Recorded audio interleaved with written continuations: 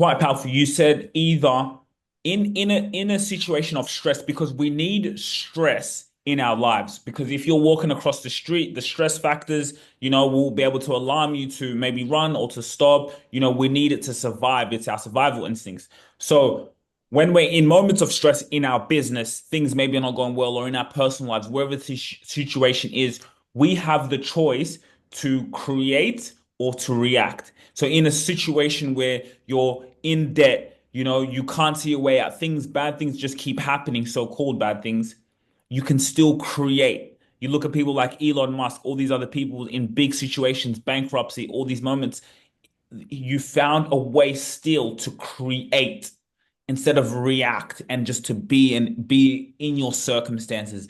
Can you talk a little bit about that, and how can people in times of bad situation, in times of when life just happens, trying to improve their finances, how can they create in moments where you're living in survival and just trying to survive, which is reacting? Well, I think the Beatles said it best. They said, let it be, let it be. But you must react because it's your choice, not because somebody drove you to it. I couldn't help myself. He drove me to lose my temper. No, nobody can drive you to do that. That's your choice. But most of the time, when you create, you have to step back and you have to look and actually see what is going on. And once you've done that, and you've said, now this is what's happening and these are my choices, which is the best choice or which is the least worst choice? You have to do something. Now, unfortunately, in this modern world, and this didn't happen when I was growing up because we didn't have social media and we didn't have this knee-jerk reflex where you have to respond to a tweet immediately, or you have to, Hmm. you've got to react because it's in your face. We had more time to sit back and think. And just let's stop for a moment. Before there was email, it took sometimes 2 weeks to get a letter from somebody. And then the letter arrived and you read the letter. And then you had to reply. And it could be 10 days before they got your reply. So everything was tamped down. And the other thing that I want you guys, please, not to lose sight of, when I was born, the world population was 1.6 billion people. In my lifetime, it has increased fivefold. Well, what else has increased? Everything has increased. The demand for food, for water, for services, the interaction between people, the development, the amount of technology that has developed over my lifetime is terrifying. I mean, the first computer that I bought would have been in 1981. It was an Epson 8086. It cost $4,500 in those days.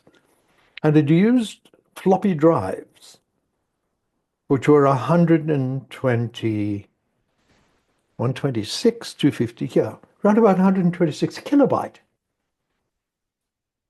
And that was our storage mechanism. So you have to put into perspective this rate of change. This rate of change is terrifying. You're living in a world now of imagery. Everything in your life is visual. 24/7, in your face, in your ears, in front of you, on billboards. Uh, it's incessant. It is an incessant bombardment of the senses. We didn't have that. And that is why I'm trying to pull, not to bring people back into the dark ages, but I'm trying to pull the focus away from the immediacy of knee-jerk reaction to a slightly calmer, take a pace back Have a look what's going on. You can never rub out what you haven't said. You can never regret not saying something. Mm. So one has to be very careful here to put a balance into what's going on because life is not balanced at the moment. Life is very unbalanced for most people.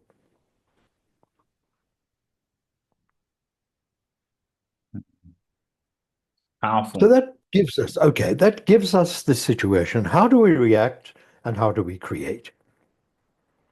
Mm. I don't know. It just depends on the circumstance. It depends on where you are, what tools you have at your disposal. But the choice is ultimately yours. You want to respond to an email, respond to it, but don't send it. Sleep on it. Look at it the next morning and say, do I still feel the same way? Do I still want to send that email? How many texts and responses do people send that when they've sent them, they wish to God they could get it back? These are the stressors in life today that are making people sick. They're keeping everybody in a state of, of anxiety, of cortisol drive, because the brain, blessed as it is, cannot differentiate between a real threat and an imaginary threat. The biochemistry is the same. Wait, The Roger. same. I just don't want people. I don't want that to go over people's heads.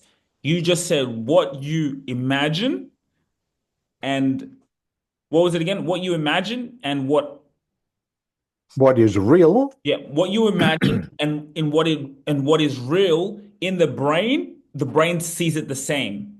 So when you're imagining whatever it is that you desire, your brain thinks it's actually happening in reality. So that could work either Yes. against you. So whatever situation it's like when you have a dream, like you wake up and you feel the dream is real. Sometimes you even get shaken out of because your brain thinks that dream is happening in the present moment. So that's Yeah. very, very powerful what you said, Roger. And I didn't want people that to No. go to people's head and kind of go into how that impacts our lives in a powerful way. Well, let me give you a live example of this. Mhm. I had a patient come and see me. She was not sleeping. Not sleeping at all. Like what do you mean by she wasn't sleeping? She would get into bed, she would toss and turn, she would get up, she would get back into bed again. She might doze off for a few minutes, then she'd wake up again, and she would wake up exhausted in the morning. Mhm. So I said to her, what is happening during the time that you go to bed and the time that you wake up?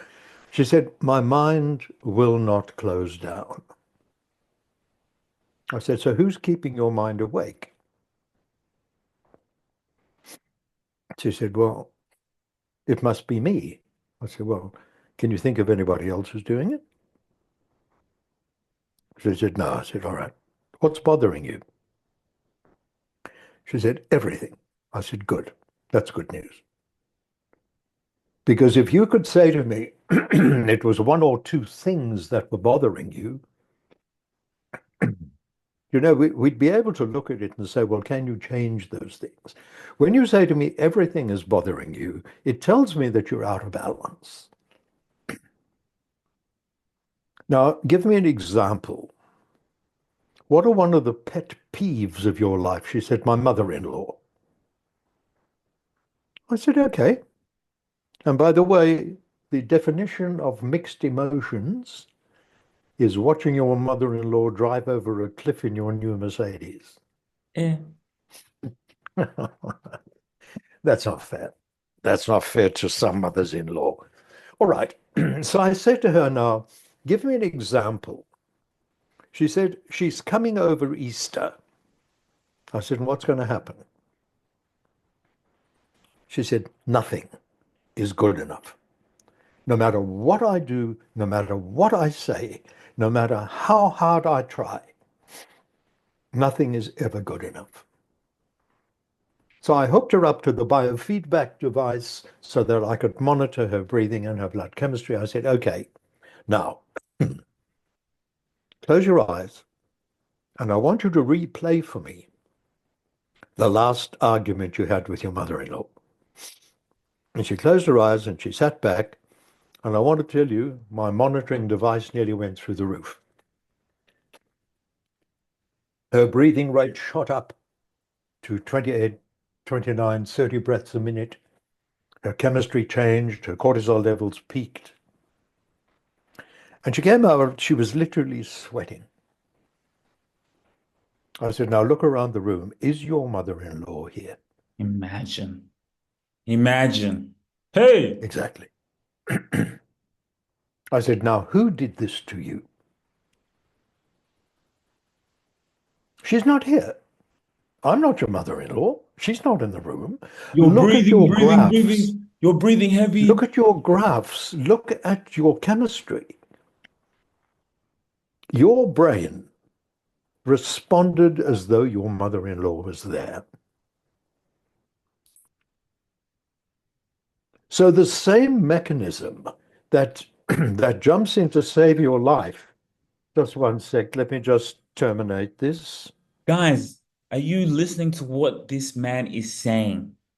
Son, I'm on a Zoom at the moment. I'll call you back. Imagine Hmm. a woman hates or it doesn't get the mother-in-law says nothing you do is good enough. Nothing she does is good enough for the mother-in-law. Roger put her in the room. The mother-in-law, she's not even there, but she's breathing heavily because in her mind, Roger asked her, when was the last argument you had? And the mother-in-law is not in the room, but she's breathing heavy because in her mind, she's seeing the mother-in-law like she's there and she's not even there. Imagine. Yeah.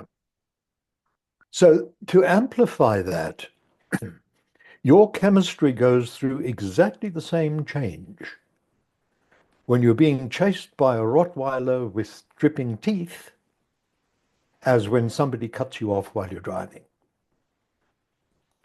The only difference is that when you're being chased by a vicious dog, you're expending the energy, you're using the chemicals, you're using the endorphins, you are using all the changes that nature makes in your body to save your life.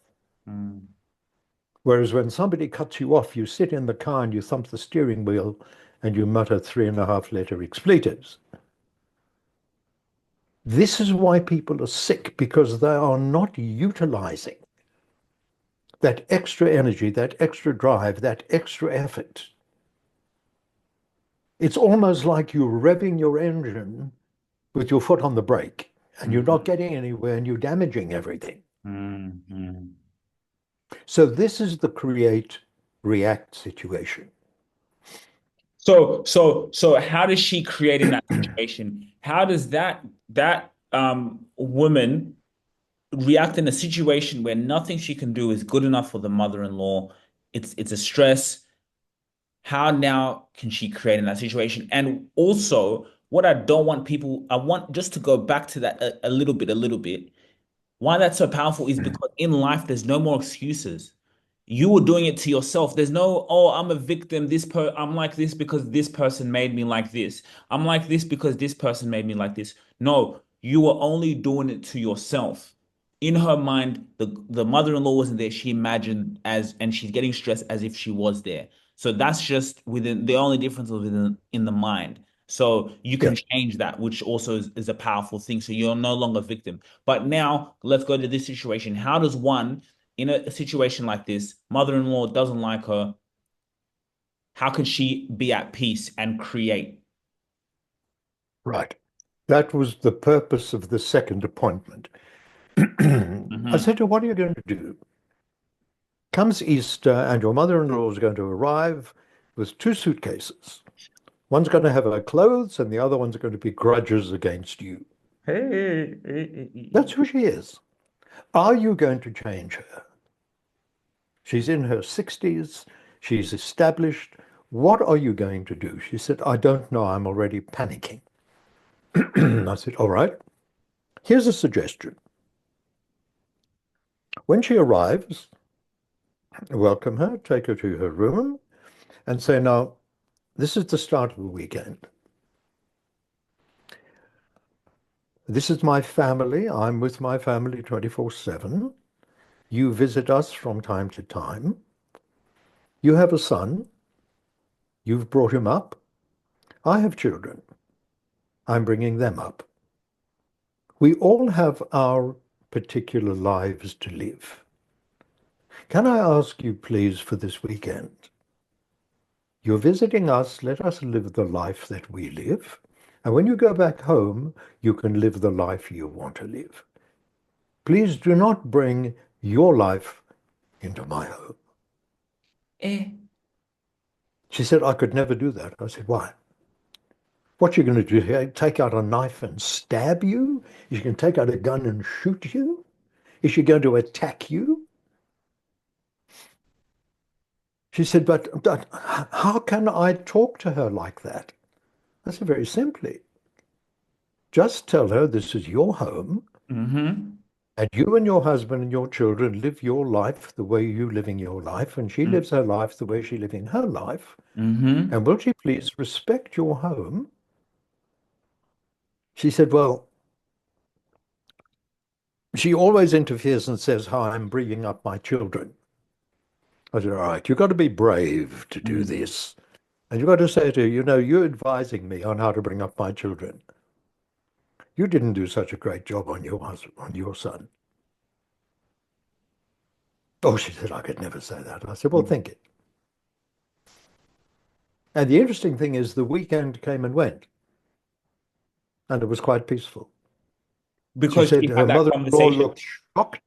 Yeah, she looked shocked when she spoke to her. And ultimately, she said, you know, I didn't realize that I was being so difficult. So the whole thing resolved, Wow. and her life changed, and she started sleeping again, and her weight normalized.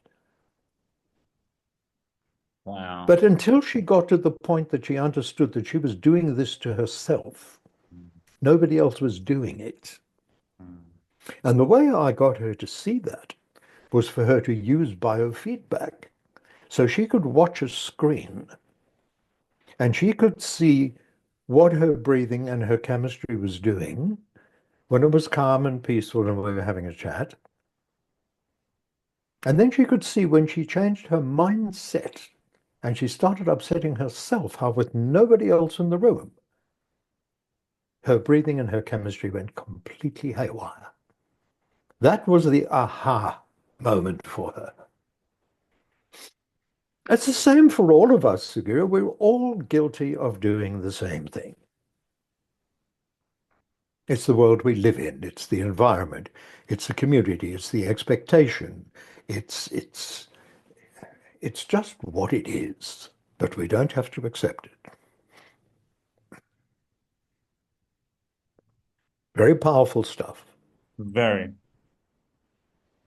very powerful. And you see, the problem is, this is a very lovely story. I have a friend in the US who is an anthropologist. He's a specialist in primates. Mhm. And he, for the last 37 years, he has spent every summer in Kenya living with the primates. His name is Dr. Robert Sapolsky, and he's written some brilliant books. He's got a wonderful sense of humor, and he writes these books on human behavior in a very humorous way. And one of his books is titled Why Zebras Don't Get Ulcers. Mhm. Crazy title for a book. I mean, zebras should have ulcers all the time because they're forever being chased by lions and leopards and tigers and cheetahs. Everybody wants to eat them. So why don't zebras have ulcers? Because when they've escaped the lion and they go down to the water hole and they stand there shaking, dissipating the adrenaline, and they drink some water and they eat some grass and they go and lie down.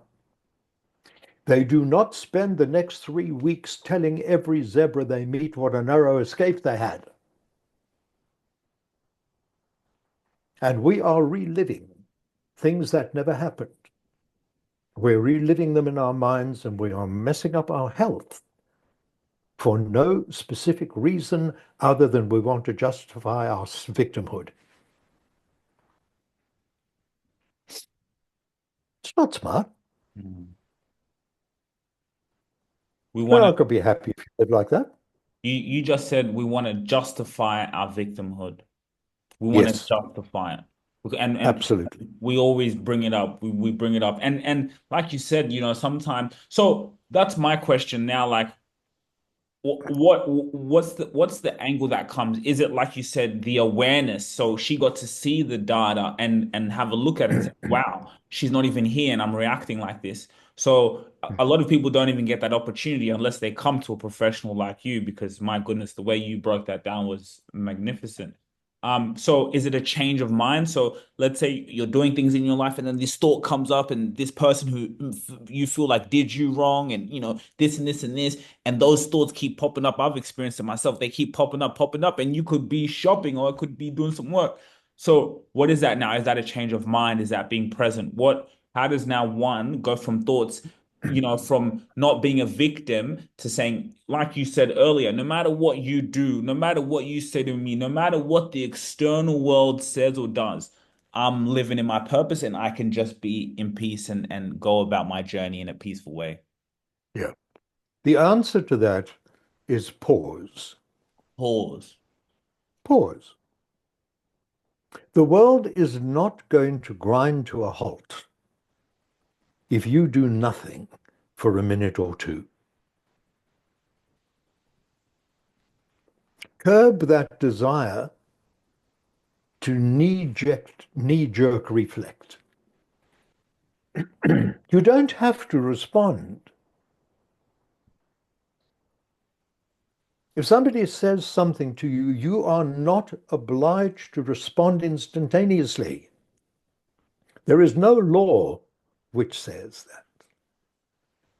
And this is a very powerful weapon. When you're confronting somebody who is aggressive,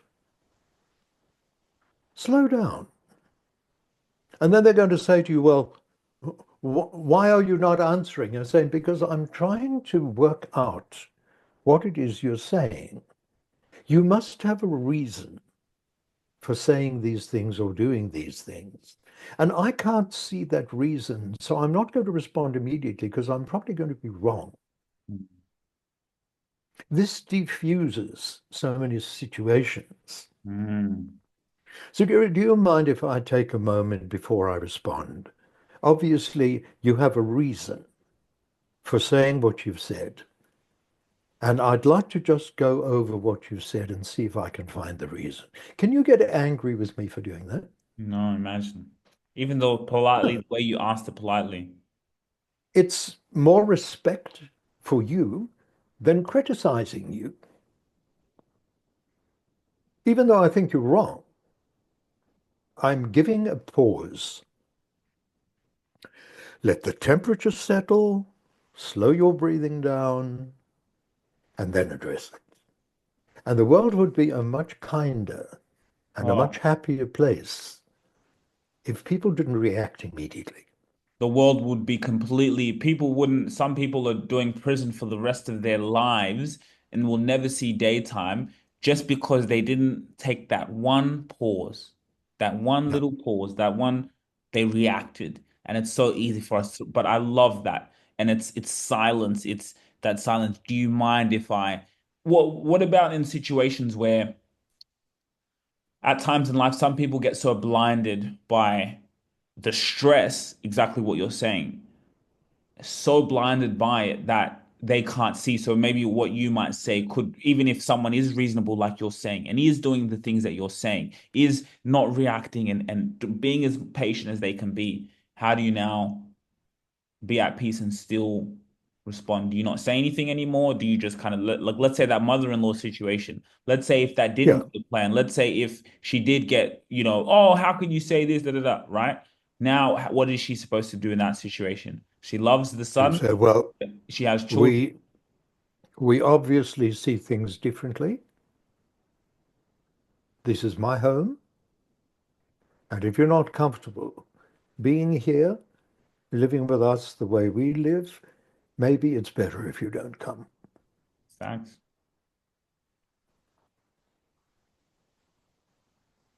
If you don't stand up to a bully, they're going to continue to bully you. And most bullies back down when you stand up to them, not with threats. Because if he's twice your size, he's going to laugh at your threat that you're going to punch him.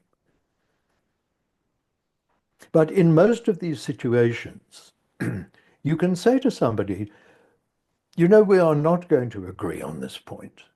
So there's no purpose in discussing it any further. And the most powerful tool of all is silence. Because then I leave it up to you to make the next move.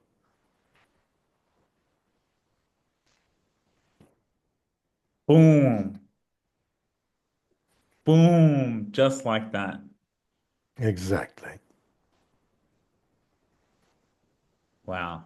I just hope people can like Roger, this is bigger than business. This is bigger than, this is life. This is what, people this is what we all go through. This is what people go through. So what you're teaching, is powerful. It really allows you to have true and deep peace. And that leads on to like the sleeping. It Yeah. really leads you on to true peace within your life to just focus on what you can control. Again, like you do speak up. If someone now you speaking up, someone will have that respect and say, oh wow, okay. If not, you still have that elegance to say, I will not say anything further. Use silence. I think even in business, silence is such a powerful tool. You walk in a room, you're in Very a meeting, powerful tool. silence. My dad Yeah. teaches that quite a lot too. Well, you know, in sales training, the so-called trainers say, uh, do this, do that, do the other, keep quiet. The next person to speak loses. I like to say the next person who speaks wins. Break that down. All right, let's take a situation. I'm going to sell you a car and you want to argue about the price. Mm-hmm. So we negotiate backwards and forwards. Eventually, I get to my level, to my limit. Mm-hmm. I don't say another word. And I just look at you. If you say, okay, I'll take it at that price, we both win. If you say, I'm not prepared to buy it at that price, I win because I don't have to sell it to you at a lower price. And I wouldn't want you as a customer anyway after giving me Anyway, such a hard time. Yeah. I love that. I love it Yeah. so much. It's just a slight shift to the way people usually do things. Now, I've got to argue until I win. No, shut up and you'll win. Shut up and you'll win. Hmm. Oh my goodness, that was huge. Roger, thank you so Yeah, that that it's that is just a different slant on life. you said thank you because I don't have to lower my price.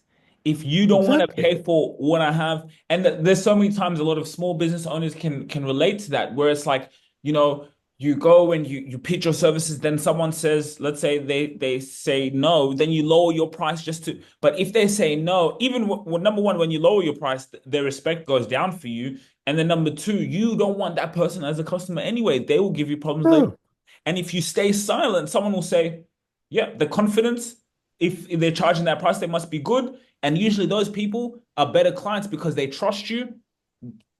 And you stay yeah, silent, you win the deal. absolutely. And your blood pressure remains low and your cortisol levels don't rise. You're in charge. And you can be in charge by doing nothing. Okay, Roger, we're getting ready to end this. So we want to thank you so much for your time. Like this was powerful. Thank you guys for all the people who have joined. We have quite a few people looking at the registrations and the people who've come in from this session and the last session, YouTube. And well, on YouTube and other platforms, it is a younger generation, Gen Z. So I think it's so powerful. By the way, guys, Roger is about 80 years old, but he looks like he's 40, 50. Like I couldn't believe it when he told me his age. So everything you're talking about is true and it's working. So I want to thank you so much on behalf of, our company and in what we do. The fact that you can come here and teach these people like this was life changing. I mean, for the young people to hear this, because Gen Z, the young generation, it's a different time. Me and you spoke about it. It's a different era. We're not going by the old rules anymore, right? We're, Yeah, we're coming in. We don't go by those rules. We come in and own what we do. It's a different time now. So I just love how you're still giving us tools that we can use in our daily lives, that we can use on resilience, on sleep, on the health. We can use all these things, and then we can use our energy to continue to build empires because change is got to come from the new. But even still, people within the older ages, they can be here to listen to this, to show like Roger's living proof of it's everything is to do with your mind, right? People say, "Oh, I'm yeah. getting old. I'm getting old." Which old? The brain doesn't get old. The brain doesn't get, no, the brain. So you're a reflection of who you are. So you're a huge reflection of that, Roger. And for anyone who wants to work with you individually and needs that advice, they can contact you via LinkedIn. If anyone needs help with their social media and wants to build their brand and get themselves out there, this is what we're doing. And we're also hosting so many powerful people like Roger, so many business owners with our clients to feature on the podcast as well. So I want to thank you so much. And we do have about 5 minutes left. So do you want to leave us with a powerful message? I mean, you've given so much this whole session. I will Yeah. put we do have QA. This is my LinkedIn, so people can go and scan and follow me on LinkedIn, and we All will. right. In Roger. closing, Mhm, 2 years ago, I founded a charity, mhm, and that charity is designed for parents to be your generation, professionals to learn the basics of simple education as to how the human body works, because it is not that complicated.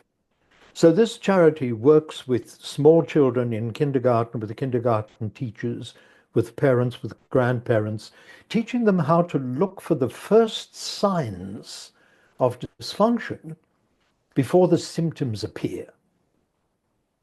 And by doing that, we can stop 90% of the non-communicable diseases from forming rather than allowing them to form and then trying to fix them after the event. So most of my time is spent with Gen Z.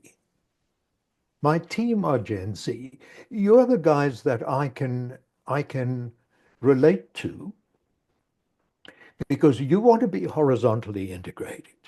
You don't want this paternalistic 85-year-old pat on the head and say, no, no, no, no, little girl, just do as I tell you because I'm older than you are and I know better. mhm, I'm going to say to you, not now, now, little girl. I'm going to say, okay, Victoria, tell me what's going on.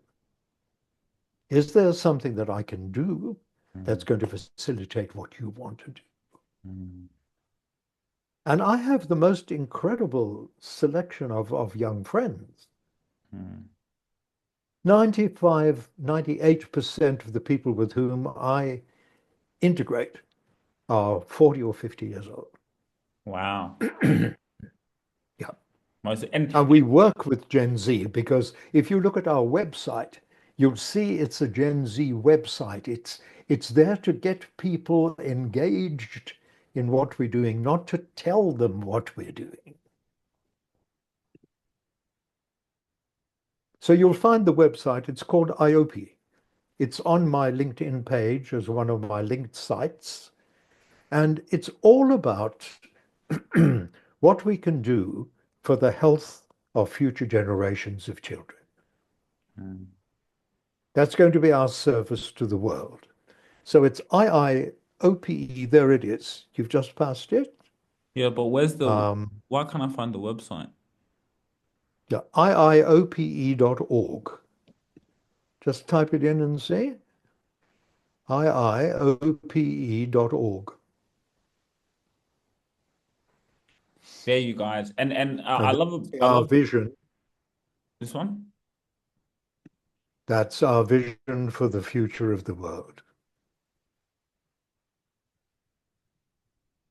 Hmm. And if you go down to people, you'll see who we are. We These are friends of mine from all over the world who are very highly respected in their own specific areas. And we're all volunteers. We're all here to make a difference Hmm. down the line. So you'll have a look. We're operational in Romania, in France, in Belarus. We're opening in the UAE. Kazakhstan comes online in 3 weeks' time. We're just working to try to get people to understand that commonplace is not normal. Hmm. So there we have it. That's the HFG project. That's Health for Future Generations. Hmm. And this is what I've chosen to do with the rest of my life. Hmm. Powerful. Thank you so much, Roger. Thank you. Thank you so much for My joining. pleasure. Lovely to catch up with all of you. Anytime you have any questions, just drop me an email or drop me a message, and I'll do the best I can. Cool. I will be honest with you. This was exactly what I needed, not only for us as a company, but for me personally. I needed to hear this encouragement, and I'm sure so many again young people can hear this. And I actually find out I'm actually not Gen Z. I'm actually called a millennial because I was 1996. So the other day I said I was just so, but I'm still, we I understand the Gen Z people. So you know what I'm saying. I may have to run for president soon. So I love what you're saying here. I love what you're saying. You're amazing. Thank you. God bless You're a geriatric Gen Z. you. If you really enjoyed this video, make sure to click here, and I'm sure you're gonna love that one.